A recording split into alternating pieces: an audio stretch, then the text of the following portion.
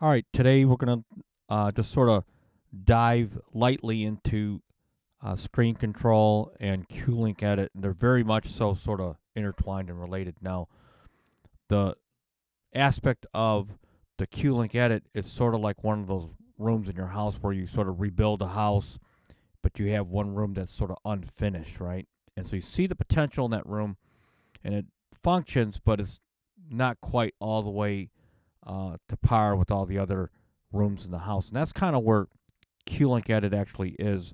And really on the MPCX, and it holds true for all the other MPCs.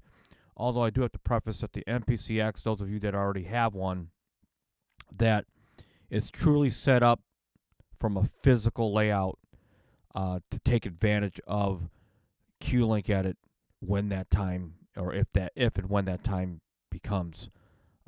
So what I'm referring to is 3.0 firmware. Maybe we see that feature sort of unlocked to its most true potential. So let's just see what we have now and how this all relates, because Q-Link Edit is sort of a byproduct of the general operating system that the MPC sort of relies on with the buttons and the Q-Links, and so it sort of comes along with the ride, if you will. So let me first go into the main page. And so this is, you're already interacting with the Q-Links as it is. And so let's just remind the viewers out here, especially if you're new, kind of what that is, and we'll expand on that. So here's the 4 Q-Links right here. And what we're looking at is the main page. And the main page is already, we'll call it hardwired to react to the Q-Links, and they cannot be edited. They're just sort of fixed. And so there are 16 Q-Links, or 4 banks of 4, and that's kind of sort of the how it's architected around sort of this matrix of 4x4. All right, so on this main page, if I'm on sort of the first toggle, you have volume, right? And you can adjust the playhead. See how I can adjust the playhead? And then you can adjust the metronome, and so forth and so on. So some basic stuff. Record enable, and the level. Okay. Excuse me. And then and as you work your way down, you can kind of see you got your time correction parameters. This row I use the least, but you have especially on this MPC, but you got your different tracks as you can go around. Okay, so that's just sort of the basics of the basics. And of course, the last one, this is where you can adjust parameters like your track start and your tempo. This would be your tempo right here, and I can adjust it from here. And so my personal experience using this with like the MPC Lives and the keys 61 and of course the keys 37 is that it has limited convenience for me, but that may be because I'm so used to the MPCX. But however, so let's just go get into this now. So because there's not an actual hardware button that is dedicated towards the Q-Link editor, which you can see right here. Hopefully you can see that right here. As a matter of fact, the MPC is actually missing a few hardware buttons that that you can only access through the screen. So what I would suggest, if there's any kind of function that you need to have that doesn't have an actual soft hardware button, just hit Shift and then drag whatever it is that you want to access over to here. That's one option you might have. So I could take this and put it right over grid view, and there's my Q-Link edit. What this allows me to do is to go into here, slide this out, and then tap a button. So that may or may not be easier. It just depends on sort of your own physical muscle memory and all that. Okay, so for example, it does not have a songs button, and it does not have a next sequence button, for example, which is something that we use a lot. So all I have to do is hit Shift put in next sequence, and there it is. Okay, so let's go into QLink Edit now, and just kind of just take a general look. Again, this is like that unfinished room. Okay, and so what this is defaulted as in the project page is right now it's defaulted to outputs 1 and 2, 3 and 4, 5 and 6. We'll just toggle this, 7 and 8, and it's predominantly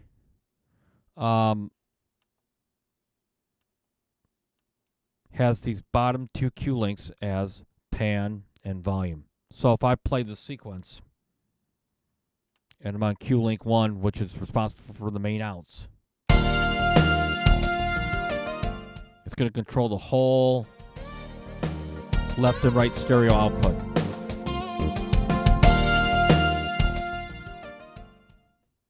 Okay. Right. And that's one of the more useful utilities, because if you're using this in DAW mode, for example, the master volume won't obviously work on here, because you're if you're using it with a different audio device, like I'm using a Babyface RME interface. So if you want to control that master volume instead of going over to your mix console, you can actually do it obviously right from here. All right, so that is actually pretty useful, especially for a unit like this. So if you go in the program, it can get kind of interesting as well, where you can start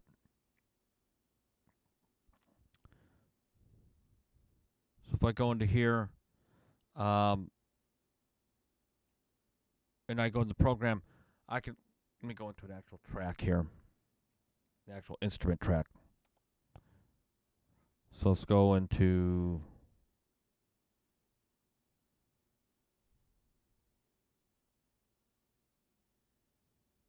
this MKS electric piano. So let's go back to here, and we'll go into QLink Edit. So if I'm on program, you can see that there are some parameters that have actually been assigned to the actual program, and those parameters save with the actual program. So if you assign something to this, so I've got here inserts 1 and inserts 2 to control various parameters of some of the channel strips that I have of like reverb and chorus in this case. So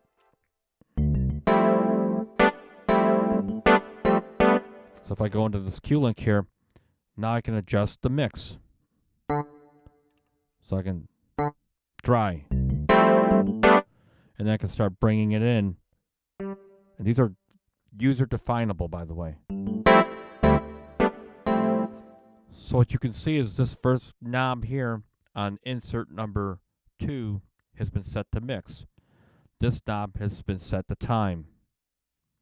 So, for example, in this reverb, I could actually insert 2, assign,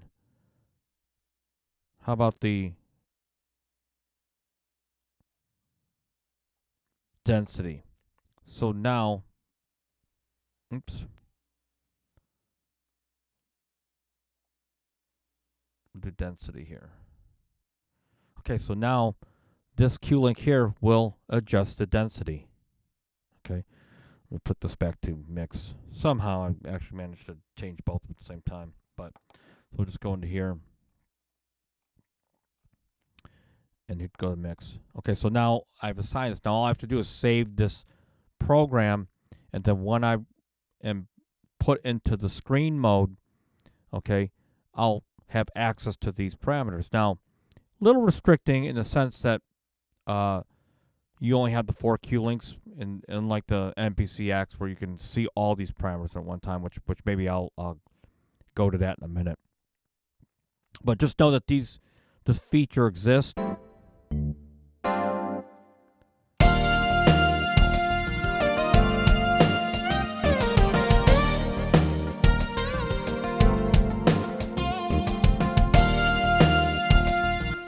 Okay, they exist, the features.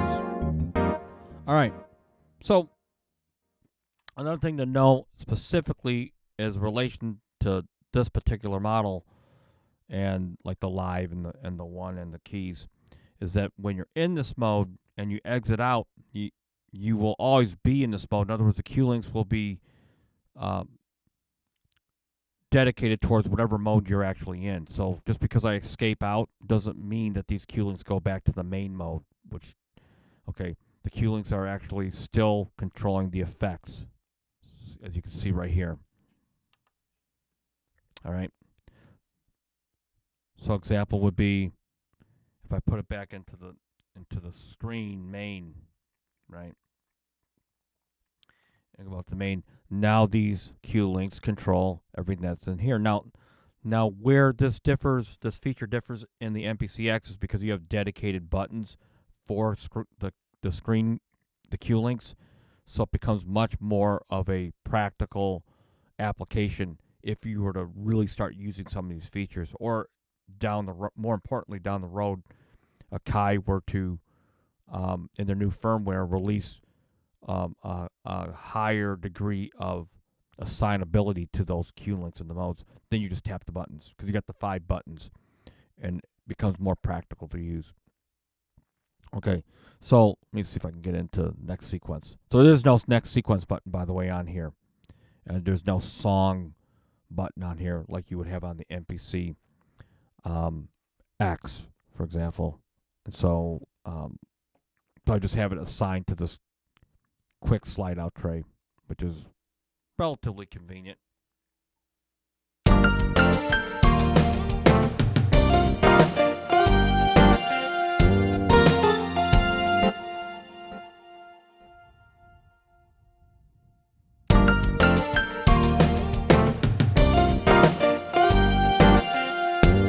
Now, go back to here.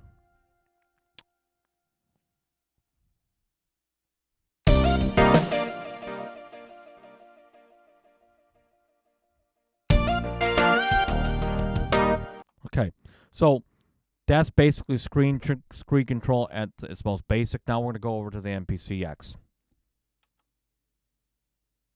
Okay, we're at the MPCX right now, and we're just going to kind of look at the differences here real quickly. So as you can see, there is Q-Link Edit right here, but the MPCX sort of addresses it in an entirely different manner, in the sense that you actually have the dedicated buttons right here, and so getting to these and switching from different modes is nothing but a real quick button press. And as you see, as I change these all change. So that's why you often hear me talk about this. The 16 Q links becomes a really powerful proposition potentially, because this is really a second screen to this. Okay, so you can see I can be in a screen such as this, but look, as I change, this becomes that second screen that I can multitask in and do other things in it while I'm in a different, potentially different mode. And of course, not to say the least, as it relates to Q links, when I'm in sample edit, these all populate, and it allows you to multitask on things, especially in the sample editor, program editor.